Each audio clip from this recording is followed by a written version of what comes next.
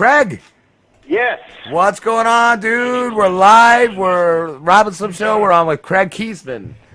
That's right. How's it going, guys? Good. I'm great myself. Cool. Dude, you're a wrestler? You're from Missouri? I'm a wrestler. I'm from Missouri, just north of Kansas City, Nice. on the outskirts of the Kansas City. How long have you been doing that for? I started in May of 1999. I was 17 years old, so about 17 years now. Cool. Oh, man. And what's the biggest name you've been with in the ring? Oh gosh, I mean, I've been in the ring with several different names. In fact, just this last few weekends ago, I was in the ring with Hacksaw Jim Duggan with Metro Pro Wrestling in Kansas City. Nice. So also on the cards, Tommy Dreamer. But I mean, throughout the years, it's been a lot of cool stuff. I've done some work for WWE as extra. I've done, so it's. I got to meet a lot of really cool people, a lot of guys I used to watch growing up with, and of course, in like a situation with, like in this last situation where I was wrestling with Hacksaw Jim Duggan, it was just really, really cool to be in the ring with a guy that you watch growing up. Yeah, I was gonna say, are you ever like starstruck? It's weird. Yes and no. It was a little bit easier with somebody like Duggan because I used to work for Harley Race, who runs a wrestling promotion here in Missouri as well, several years ago. And since I was up here by Kansas City, I had the honor of getting to drive all of Harley's friends when they came into town from the airport to Eldon, Missouri, where they used to run shows. So I got to drive Hacksaw quite a few times from Kansas City to all around the central Missouri area, and got to talk to him quite a bit and pick his brain. So, but I never actually got to wrestle with him until this last couple weeks ago. And it is really cool. It's hard not to smile when you're laying down on the ring after taking a finish or something from one of your heroes as a kid. Yeah, that's cool, dude. Well, how many times have you been in WWE? I've done, I don't know, maybe 9 or 10 different times where I was booked with them as an extra. I mean, it's nothing big. Yeah. It's cool. I love doing it. You're always hoping that the opportunity comes up where they need somebody. Most of the time you're sitting in the back in your gear, you're eating some really good food, you're getting to experience everything that's going on, seeing how things are run. Same thing with like doing the NXT, doing the extra work with that. You get to see kind of how it's run and how it's set up and different. And everybody's very professional, and it's it's nothing like the independent scene where sometimes it can be pretty chaotic backstage. Everything's very well uniform and professional, and it's a very relaxing but you got the nerves on you too, because you're wanting to make a good impression, you're wanting to be ready for them. So it's kind of night and day difference from doing what you do in the local armories and bingo halls on a weekend.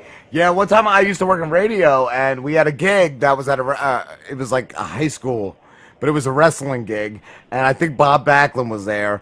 And we went, we put the signs up, we stayed for it, and then there was some kid, like some 14-year-old fat kid, drinking coffee, just chugging coffee, and he started attacking my friend Derek, because I guess he was just so into wrestling. He ripped his shirt open, and the buttons flew off. So this kid kept fucking with Derek the whole time. Towards the end of it, I think I got him, and one of my other buddies got him, and we took his shoes off. Derek got the van running, and I'm running with the kid's shoes through the parking lot, like, while he's chasing me. And I jumped into the van with it running, and I threw his shoes at him and, like, spit a loogie at him. He was not happy. He was not happy at all. Well, I'll tell you, I will never talk bad about wrestling fans because I love wrestling fans. They're the reason I do what I do. But there are some doozies out there. And, if it was a high school show, I love working high school venues because you have a lot of kids there, and the kids are the ones that are the most fun to entertain because you can pretty much do anything and get a reaction from them, and it makes your job a lot easier. A lot of the grown-up crowd, the fans that are older, it's harder to get to them. It's harder to get them involved in your matches. So high school matches are definitely the high school venues are definitely a lot more fun. Yeah. But I understand what you mean by some of the fans being a little bit overzealous with the show, and but that's good too. And it's good that you gave him a little piece of humble pie. I don't think he was happy. And the whole high school, the rest of the town was trailers. Like, it was one high school in the middle of town, and then everywhere around it was just trailers. It was not a good really? place. Yeah. Nice. Nice. Yeah, I mean, there's, working on the independent scene, you see a lot of very, very unusual places to wrestle. So, I mean, it's, I've wrestled at car shows, I've wrestled in baseball stadiums, I wrestled, in front of 5 people in front of in a giant memorial hall. Wow. So, I mean, it's Have you ever done anything with the military wrestling for them? No, I have not done anything with the military. Not yet. With them. Not yet. There we go. Nice. There's not a lot of that in the Midwest, so to speak, where they do a lot Kinda of like shows for Missouri? the military. Have you ever been injured in the ring, Kraig? Yeah, I mean, fortunately, I've never had like a break, like a major break, or dislocating, my knee a couple times. I tore an ACL one time, but nothing like, super bad. I've been very fortunate. I've never had a serious back or neck injury. I mean, I've had plenty of bangs and bruises and lots of chiropractic visits to get myself readjusted, but I've never had a concussion. Cool. I probably had, 6,000 matches, and never had a concussion, never had anything that was a severe trauma to my head or to any other part of my body, really. So I've been very fortunate and very blessed in that aspect that I'm able to do what I do. And part of that is because I was properly trained. I was trained by a really old-timer in the business, for sure. That definitely is what I credit a lot of my still being able to do it. Who trained you? I was trained by the 14-time NWA Central States champion Sonny Myers in St. Joseph, Missouri. And by the time I met Sonny, he was in his mid to late 70s. He's since passed away in 2005. But Sonny broke me into the business, and he was an old carnival worker. He's an old carny, and he wrestled in the 40s and 50s. Wow. And he was, from the term old school, he was as old school as you get. He was about as rough of an old man as you could get, but he had a heart of gold. It just took you a while to get through those layers. So. I think the military's attacking us, Kraig. I think they're upset because I parked at the post office. There's air raid sirens going on right now, dude. Yeah, I hear all that stuff. I'm sorry, bro. Dude, I don't know where we are right it now. goes off in like the middle of the night, man. I'm Does trying it? to sleep here, and it's just fucking. This is the first time I've ever heard it during the show. It's happened like 3 times during the show. Like, I don't know. What is This it, is a the fire? first time it's happened in like I think a year though. Like we had a whole year without. Yeah, it's like once a year, I think they test it Back over to school here. testing. Yeah. Yeah, take cover, guys. You never know what's We're going to get under the desk. going to happen. Have you ever seen any That's right. injuries, Kraig? Have you ever seen like a bad injury in the ring? Oh yeah.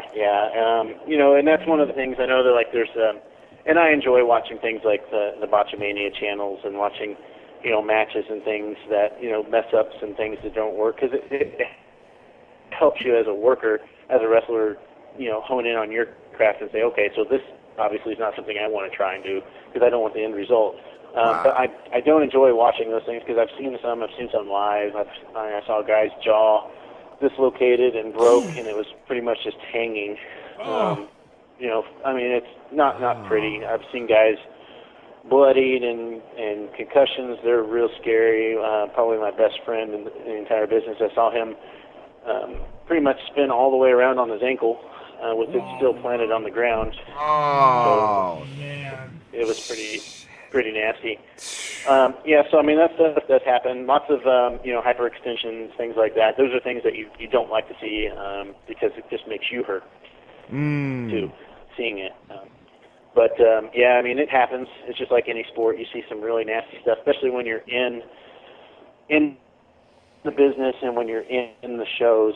And the weird part about it is most of the time, 95% of the time when there's a major injury, it's from something very simple, a very simple move like an arm drag or a clothesline where maybe the footing was just a little off, or somebody was a little off pace, or their foot got caught, or they didn't tumble right, and that's the scary part. I haven't seen too many major injuries from any of the big crazy spots that some of these guys do. So that's fortunate there, and I guess that's a good defense for them. Yeah.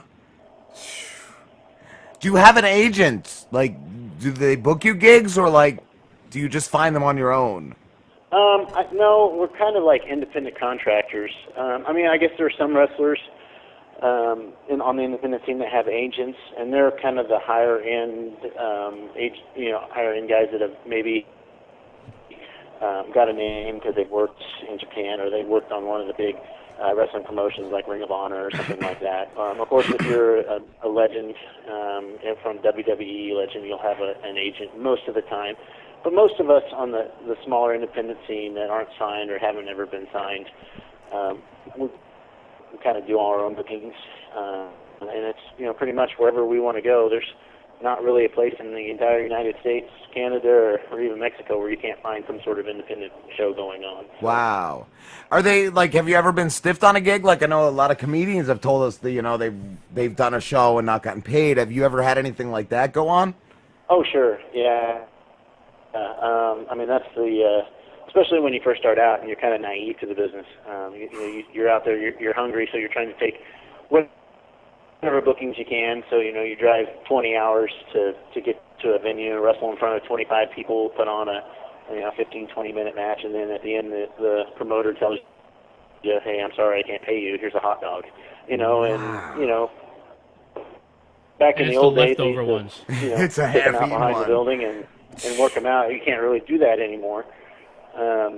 So as you get older and more experienced, you kind of learn, and the unfortunate thing is you would think in most places those guys, those type of promoters, those type of people that kind of work people out of money, that they steal the money from the guys and whatnot, they don't ever work themselves completely out of the business. They stay in it somehow, some way, because they just keep, it's like they're kind of like a virus that's in the business. So they're always around, they're always going to be around. As long as wrestling's around, they're going to stay around. And it's shocking to hear of guys that I've known 13, 14 years ago, promoters that rip people off. I just heard a story the other day of one of them ripping off a bunch of guys that went and did a show for him, and I didn't even know the guy was still alive. So, it's just one of those things. As you get older, you get more experience. You learn how to, accept your bookings, how to take those things, and you can be a little bit more picky about how you take bookings. Right now, I'm not hungry for bookings. I can pick and choose which ones I want to work and which ones I don't. Yeah. I was going to ask, are you on the road like most of the year?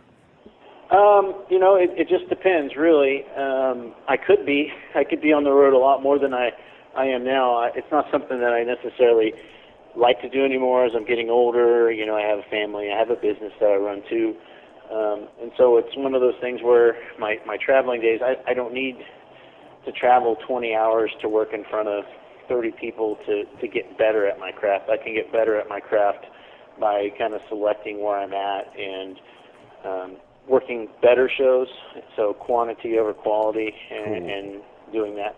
But I'm on the road at least 3 or 4 times a month. I'm doing some sort of weekend wrestling gig or doing something involving the business. So again, as you get more experience, it's like anything. I'm sure it's like that with radio. As you get more experience, you can kind of pick and choose what you want to do, and you don't have to do the things that you did whenever you were paying dues. Yeah. What about you, Pete? You're still paying dues?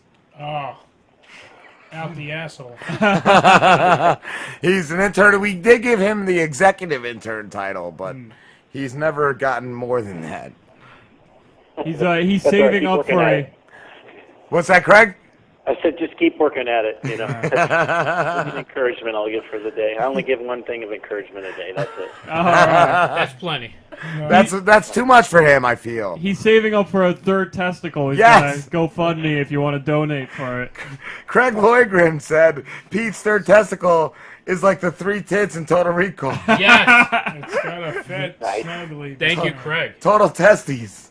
Now, that's the original Total Recall, not the horrible remake. Not right? that aberration with Colin Farrell. What's your business, Craig?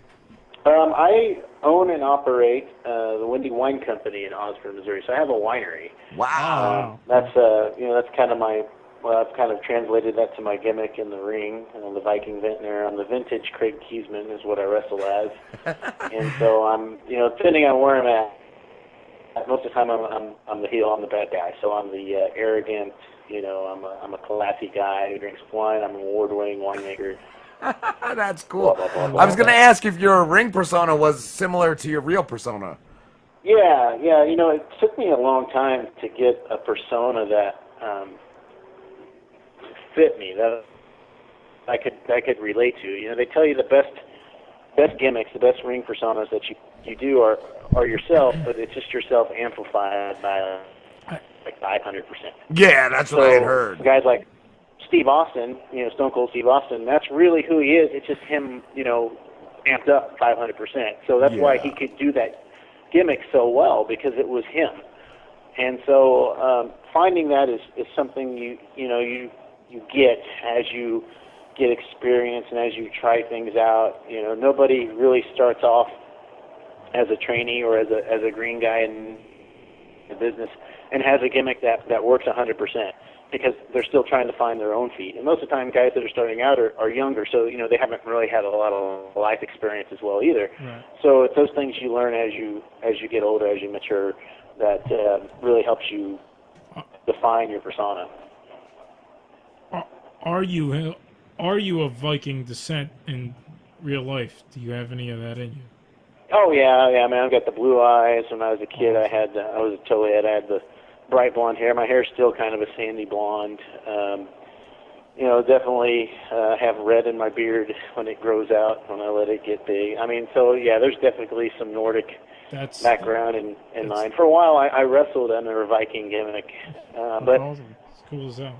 Doing things like that is it's really cliche, and I like doing it, and I had a blast doing it.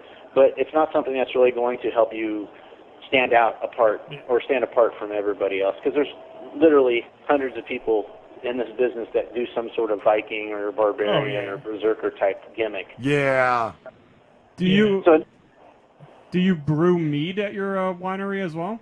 I do. That's awesome. I have our mead is under a different name. We use the Golden Griffin Meadery, and we do a whole line of different meads. Right now we have 9 different meads that we brew. Do you distribute at all? We're just distributing in the state of Missouri right now. We are working on getting out of state. We're hoping to do that by next year. So literally the winery side of my life has really pretty much exploded, and it's keeping me off the road, out of the wrestling ring, probably more than I'd like to be, but I enjoy it because I'm making money doing it, and I enjoy the winemaking aspect of it. I enjoy that persona of my life as well. We need sponsors, so that would be... Yeah. You want to send me a bottle of mead, man? We'll That'd be definitely awesome. drink one of those meads on the show. Right? Yeah. You guys send me your address, and I'll hook you up. Awesome, man. So. Totally, dude. That's a labor of love right there, man. That it really is. Yeah, just don't drink it too quick while you're on air, or you might not finish your broadcast. Oh, we've done. Oh, dude, we've had what was that? Absinthe. Dave took a straight shot of absinthe once. There was cold Yeah, cock. and then drove Okay. home. Well, you guys are good. Yeah, the absinthe is pretty strong stuff. I had some of that over in Russia. Oh, it was cool. Years ago. Yeah, it was pretty potent stuff. How would Pete's gimmick of a third testicle go over in like wrestling? Would people be freaked out by that, or like would they be into that? Like, I want to wrestle. Like, I want to take the guy down with 3 testicles. I want to wrestle E.T., the extra testicle. The third. The extra testicle. Yeah. I don't know. There's a saying that no matter what it is, if the right person gets a hold of that gimmick and True. they have the right timing on it, anything can get over with the people. You can present anything. I mean, gosh, they had a dentist at one point. They had a Mountie. So I mean, those are the things. Brutus the barber. Yeah, the They had a barber. barber. So I mean, gosh, there's a guy that's wrestled as an Undertaker for years. It's like that's. Paul It's just Bearer. finding those things, and you never know. You never know what's going to fly, and you never know what's not going to fly, and you never know until you try. And that's why they try so many different things on the big leagues, like in WWE or. Well, who was that? Draws. He originally went by the name Puke because he could puke on command, and Vince loved him for the fact that he could just throw up at any time. Yeah, that was one of his big signing bonuses, is that he did that. And he played football, and he was had a good look to him, and he was pretty athletic. Like Pete. Like Pete. But he didn't have as many testicles. Uh, But didn't he break his neck, Craig?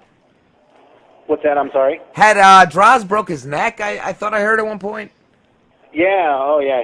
He's been paralyzed for years. Wow, I didn't know. And, honestly, I haven't caught up to know or heard anything about what his status was. Yeah, I think that happened back in the maybe early 2000s. Yeah, I remember it happened, but I didn't know he was paralyzed.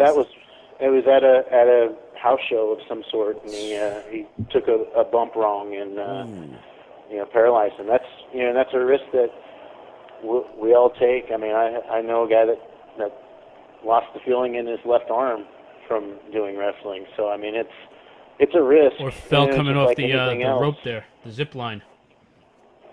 Like Owen. What's that? Owen Hart. Hart. Yeah, I was just Hart. thinking of that too.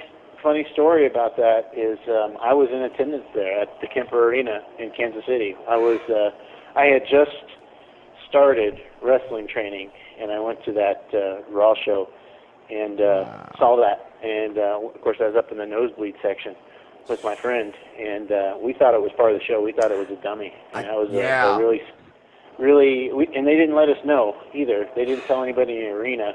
It was a pay-per-view. I was watching it at my buddy Scott's house, and we knew something was serious because they just cut it. They just cut right to black. Like, we figured something was up. And JR, I think it was, he just went totally serious. Like, we figured something was up. Yeah, it was, it was confusing for everyone in the arena because everybody thought it was part of the show. And then they started going out and doing the CPR and working on him in the ring, and everybody thought, then nobody knew what to do. So, and then they continued the show, which, to the credit of the guys afterwards, I have no idea how they were emotionally able to go on and finish the match, finish the show out. But, kudos to them for continuing on and True pros. letting the show go on. Yeah, true pros for sure. Craig, we have to wrap this up, dude, but where can everybody find you? Oh, everybody can find me. I'm on Twitter and Instagram at KraigKeesaman.com. That's KraigKeesaman. You can like me on Facebook, Kraig Keesaman.